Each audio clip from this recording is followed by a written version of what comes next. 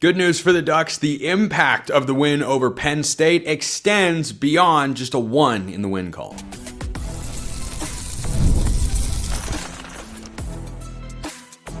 You are Locked On Ducks, your daily podcast on the Oregon Ducks.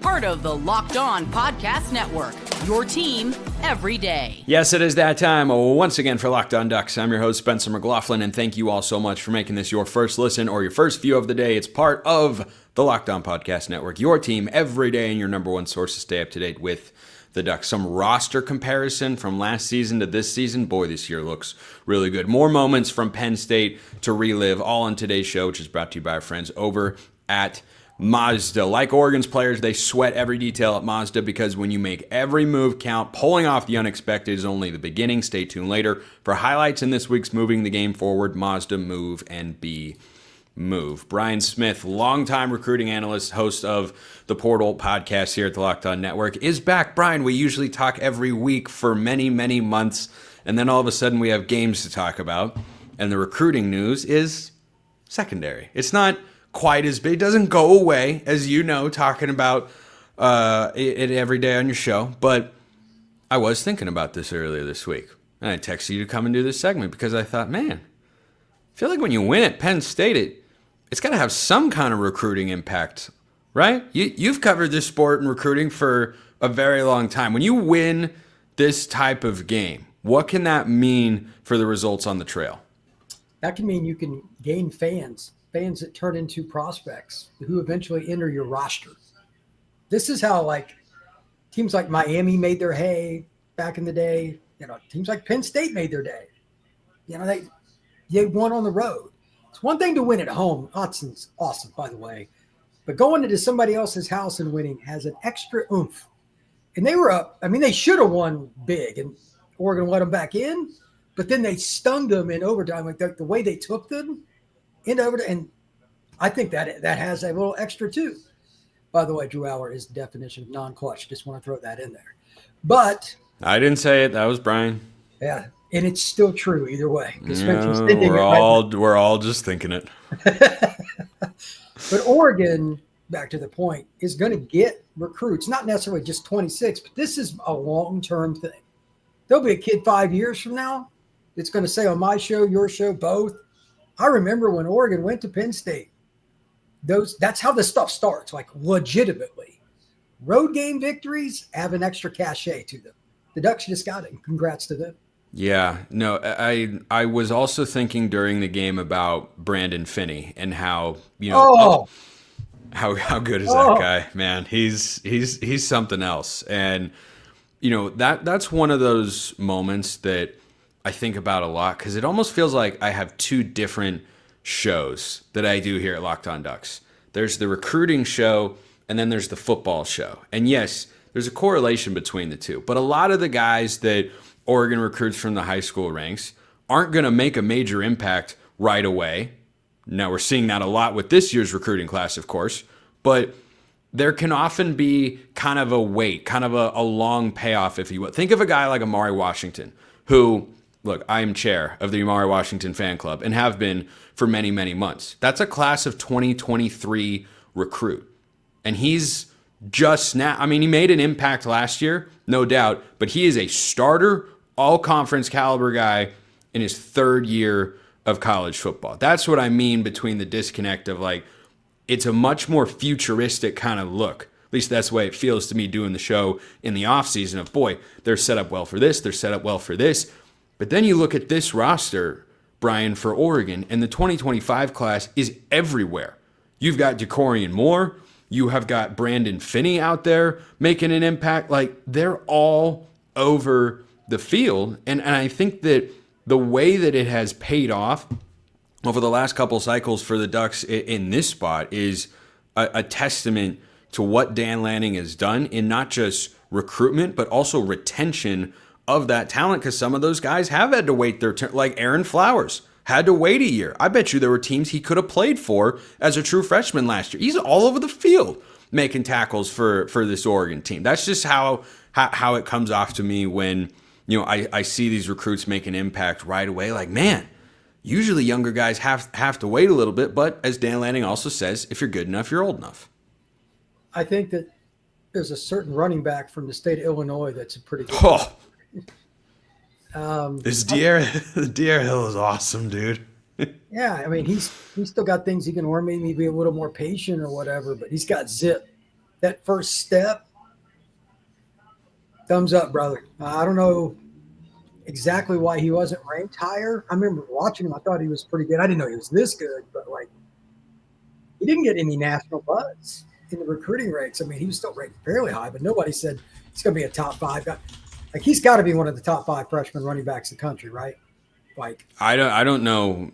I don't know that you can name me 4 freshman running backs that are better than him. He was, according to 24/7 composite, he was the number 8 running back in the class, number 150 player nationally. And I mean, that's pretty good, but I think he's outperforming even that ranking at this point.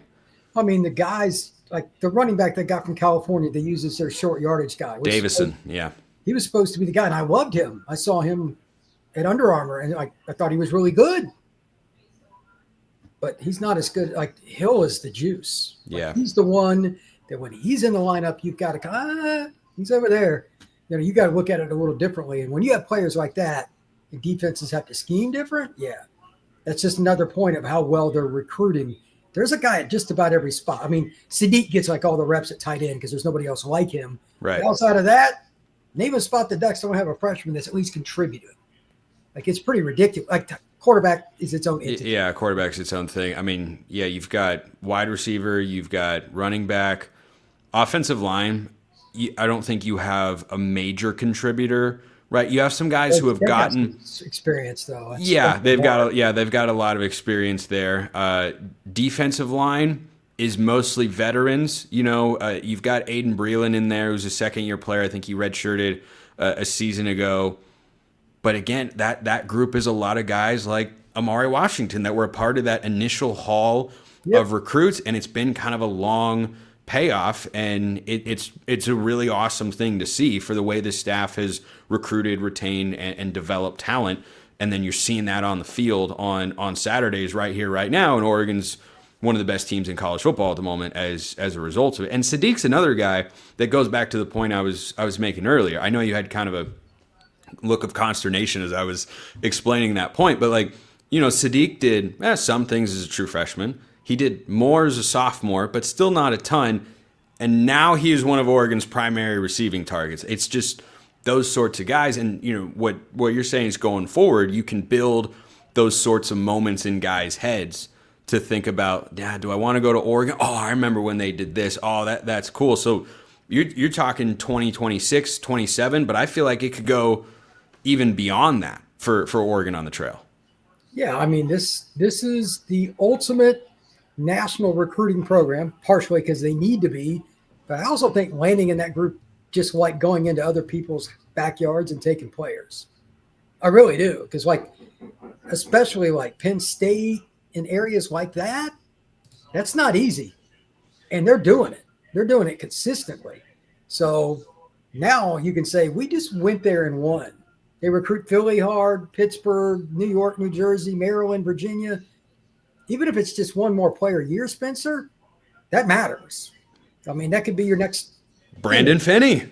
He's Maryland, if I remember right. So I think you're. I mean, Penn State was after him hard. He's from that northeast quadrant of the U.S. And one guy. You know, sometimes that's going to turn into a Justin Flo, and sometimes that's going to turn into a Brandon Finney, who is right here, right now, looking like a bona fide star at corner. I want to throw this one at you as well, Brian, because I got this question from one of my listeners out there about Oregon on Sunday this week could have 4 starting quarterbacks in the NFL. I believe they're going to. Dylan Gabriel's going to start for the Browns over Shedeur Sanders, which pretty hilarious, but awesome. Love that for Dylan Gabriel. Bo Nix, Justin Herbert, and then Mariota is Jaden Daniels' backup, and he's still hurt, I believe. When you have a moment like that and a stat that is 100% going to get thrown around on NFL broadcasts this week, is that a recruiting tool for Oregon staff in a big way? Or is it just kind of like, oh, yeah, you can throw this thing? Or does that start to kind of build a brand and identity in a serious way of, hey, is Oregon kind of QBU over here with 4 starters in the NFL, and they've all been drafted within the last 10 years? I think it's going to help them a lot. Yeah, because if you don't use that as a recruiting tool, what are you doing? Yeah. Why would you not? This is the forest for the trees here, Spence. If I had 4 guys in the league, and Dan had nothing to do with Mariota, obviously, but it's still, he wore the O. It's pretty straightforward. And the last one who's already starting, he's the one who brought him to Eugene. So why not? I mean, Herbert, that's one of the best players in the world. There's a lot to like about that. And by the way, quarterback's important. I would use that tool 100%. Yeah. And by the way, Dante Moore right now, how does he, like, in what world is he not going to get drafted in the first round one day if he keeps playing like this? He's going to get drafted in the first round of the 2026 draft. Yeah, that's what I was worried about. That's what I was worried about coming in. I know that's what I was worried. I don't think it's a guarantee with NIL because Oregon can probably go to him and say, "We'll give you $4 million, $5 million to come play quarterback for the Ducks for one more year," and maybe that'd be enough to entice him. I think first round pick though, that's pretty rough. It is, yeah. That's a pretty game changing moment. As much money as Oregon could offer, if you were a top 5 pick at quarterback, that's a lot. But if Oregon has that special season they're looking for this year, I don't think Duck fans would care quite as much. I think they'd be more stoked for him. But I think the worst case scenario is you don't get to the pinnacle, and then Dante Moore goes to the NFL drafts. That's possible, but like I told you before the show, my pick is the Ducks to win it now. So I would never utter those words into a microphone, lest I be accused of being the greatest jinx of all time. But that's I'm Brian's not a Ducks take. fan. I'm just saying. He's just watching football over there. Neutral arbiter, one could say. Brian Smith, the Portal Podcast, Locked on Seminoles as well. Talk about the roster, talk about more moments from the Penn State game. A lot more to get to on today's show. First, this episode brought to you by Mazda's moving the game forward for those who believe it's not just about playing the game, it's about redefining it. There are moments that do more than put points on the board. They move crowds, move culture, and keep moving the game forward. I'm going to pick another moment that moved the game forward on Saturday last week against Penn State. Jordon Davison's touchdown run, man, it was well blocked. It just exquisite stuff from the offensive line, from the backs and tight ends that Oregon's shifting around. It's a great play call from Will Stein. And Jordon Davison seems like he always has a good lane to run through, but he hits the hole hard. He runs with physicality, and he is a guy that I think everybody trusts implicitly in short yardage spots because he just keeps delivering over and over and over again. And that moment was a statement. Oregon could have taken a 2-possession lead, and instead they took a 2-possession lead with another touchdown instead of a field goal. When you follow what moves you, the unexpected is only the beginning. And just like there's more to every highlight, there's more to a Mazda vehicle. Mazda, move and be moved. This episode also brought to you by our friends at DoorDash. Time to look back and crown this week's MVP on Who Delivered, powered by DoorDash. Just like you can win every Saturday with DoorDash Streaks, saving more every time you order. These players delivered when it mattered most. I can go in so many different directions here. How about Bear Alexander? Best game of his college career, bar none. I mean, what did he do for his NFL draft stock on Saturday?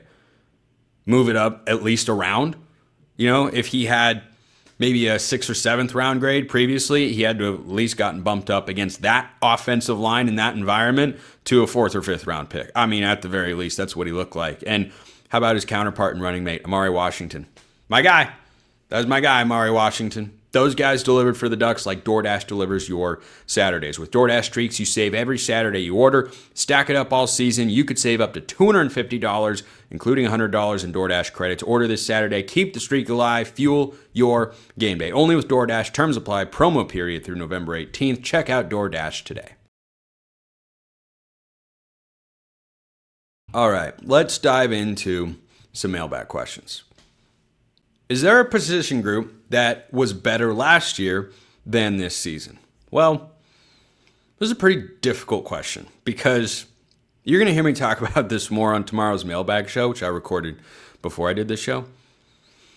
Is there one that was better last year? With the way Dante Moore is playing, you got to rule that one out. And this is not to say that, last year's team was just some horrible, no good, very bad unit. No, they were just nothing compared to this squad. Last year's team beat the eventual national champions. So we know they were very good. I think at quarterback, you'd have to say Dante Moore is better than Dylan Gabriel. I fully agree with that. At running back, Jordan James was really good. The depth and versatility of this room kind of makes me like him more. I think that this has been such a pleasant surprise to see De'Aaron Hill and Jordon Davison this good this early in their careers. So, yeah, I'll take this year's running back room. I think last year's tight end room was deeper. You had Terrence Ferguson and Patrick Herbert in addition to Kenyon Sadiq, who was the number 3 tight end to start, but as I predicted before last year, he became the number 2 tight end. I think that's when you can... Now, I've liked what I've seen from Jamari Johnson, no doubt. If you just compare the rooms side by side, Terrence Ferguson, Patrick Herbert, and Kenyon Sadiq is a better overall room than Kenyon Sadiq, Jamari Johnson, and Roger Saliapaga. Is there a huge gap? No, but I'm taking 2024. So that's one that I would say is better than it was better last year. Offensive line, I like what I've seen from this group far more than last year. Even though Josh Connerly isn't up front, man, Poncho and Preynon, I talked about them earlier this week. They are so good in the interior of that offensive line. Defensive line, I think they're as good as last year, and I thought they'd be just a touch below, but man, they just won the game at Penn State, and that's really saying something about the talent that the defensive line group has, the depth that they have, so good. And I think that's the biggest difference. I can't in good conscience say that, they're automatically better than last year. When you had Derek Harmon last year, one of the best interior defensive linemen I've ever seen Oregon have. Probably the most disruptive interior guy since Eric Armstead. Like, he's in that class of, Haloti Ngata and Eric Armstead and DeForest Buckner. Does Oregon currently have a first-round pick on the defensive line? Probably. Is that as surefire of a thing as last year? No, not necessarily. But do the guys look really good? They do. So, you're splitting hairs there, talking about the defensive line groups. I think I still take last year's high-end talent, though the better version of Mateo, boy, you can't disregard that. I think that is... if I gave last year's defensive line a 95 grade, I think I gave this year's defensive line a 93 grade. It really is that close. They've been great. And I thought they'd be Oregon's best unit coming into the year. Coming out of spring and going into the season, my highest graded group was defensive line. They have lived up to that billing so far this year.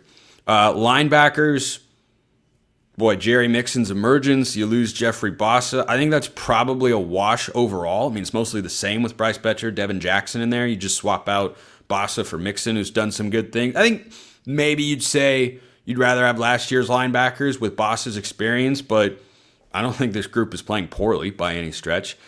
Defensive backs, yeah, give me this group over last season. Absolutely. I don't know if there's a player on last year's secondary. Nico Reed would probably play. Nico Reed was really good last year. But I'm not saying start. I'm just saying play. Specialists, mostly the same. So yeah, I think that's all of them that I ran through. So tight end and probably linebacker. I think you'd say we're better last year. Everything else, this roster is just awesome. It's just awesome to see how this coaching staff has put this team together and put them in this position. It's really great. Nathan says, what's the confidence 1 to 10 in Atticus Sappington? Missed his first one from 47, which is a little outside of his range. He to me is a version of Aiden Schneider or Morgan Flint. Those are some good Oregon kicker names. Rob Beard into this discussion as well. From inside of 45, I feel incredibly confident. from 45 and beyond, haven't actually seen. I don't know what Sappington's career long is with the Ducks. I'm going to try and pull that up real quick. But, once you get inside of 40 yards, I have no reservations about Atticus Sappington. We've seen him make big kicks. We've seen him make from the left hash, the right hash, straight away. Like he's done everything really well. I have a hard time finding a lack of confidence in him, frankly. His longest field goal is 42, the one that he made at Penn State. So as long as you're inside of 45 yards, I'm at about a 9 with him. 45 and beyond, frankly, I'm at a 3. It's not that he doesn't have the leg for it. He just hasn't done it in a game yet. He's had a couple of chances. So overall, I'll put my confidence at 7.5, since the number of times he attempts a long field goal, especially with Dan Lanning's aggressiveness on fourth down, few and far between. So 7.5, but a 9 from inside of 45 and from 45 and beyond, about a 3. Another Spencer scale agreement from 24. I mean, you can go by a number, do whatever you want. Penn State beats Ohio State by 10 points in a must-win game for them to enter the playoff. Look, I picked Penn State to go 12-0 before the season over on Locked On College Football. And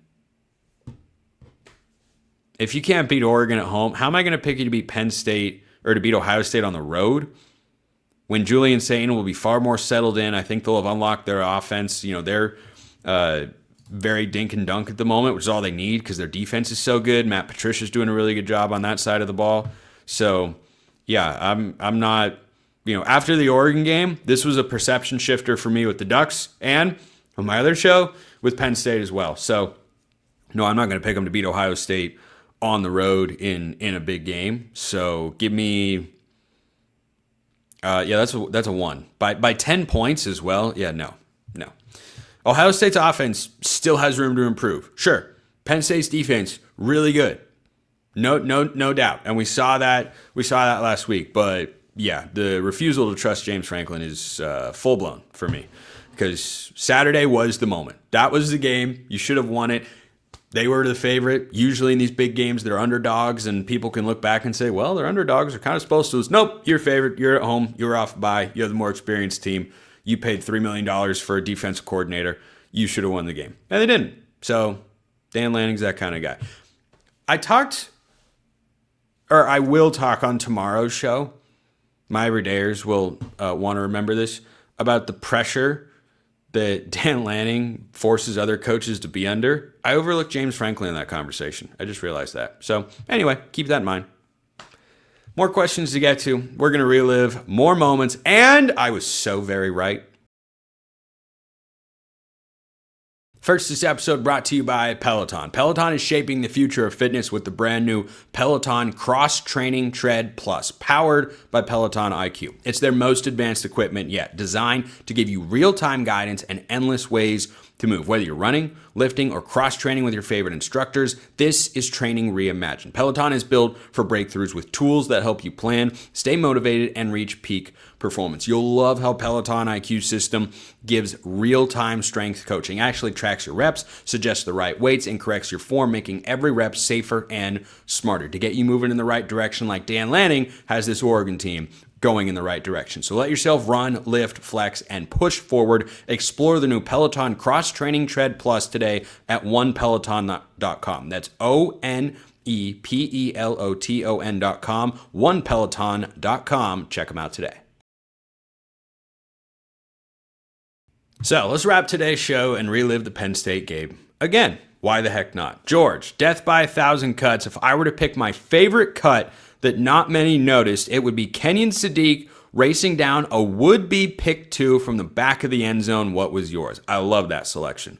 This is the second time in as many years that Oregon has botched a 2-point conversion or PAT.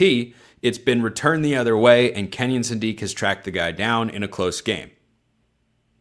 He did it against Ohio State last year as well. That is a nice little sicko selection there, and I'm very here for it. Death by 1,000, like my favorite cut from the game. There were a lot. I go back to the touchdown, which in the moment I felt, man, on the road, chance for a 2-possession lead. I don't know, Dan, I might take the points. Well, that aggression that cost Oregon against Washington a couple of years ago paid off in a big way.